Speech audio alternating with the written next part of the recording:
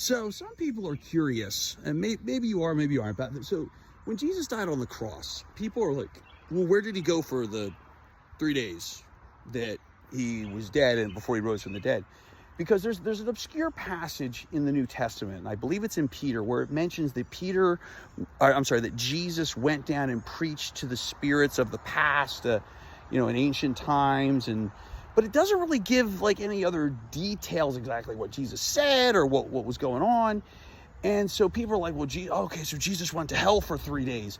And that I don't think is accurate. And here's why. So when Jesus is dying on the cross, the thief says, there's a thief who's hanging next to Jesus on another cross, and he says, Lord, remember me when you come into your kingdom. He's basically repenting. He's seeking forgiveness. And Jesus says, today you will be with me in paradise. So when Jesus died, him and that thief were in paradise, in heaven. Doesn't sound like Jesus went to hell that day.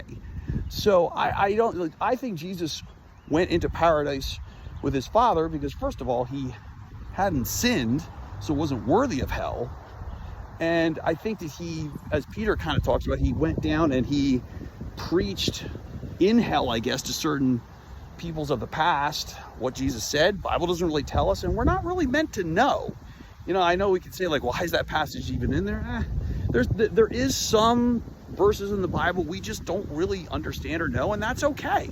Doesn't mean the Bible isn't legit, but there's very few of those passages that we just don't know. So in any case, I think Jesus was with his Father in heaven, in paradise, between him and the resurrection. For those who care, have a good day. Bye.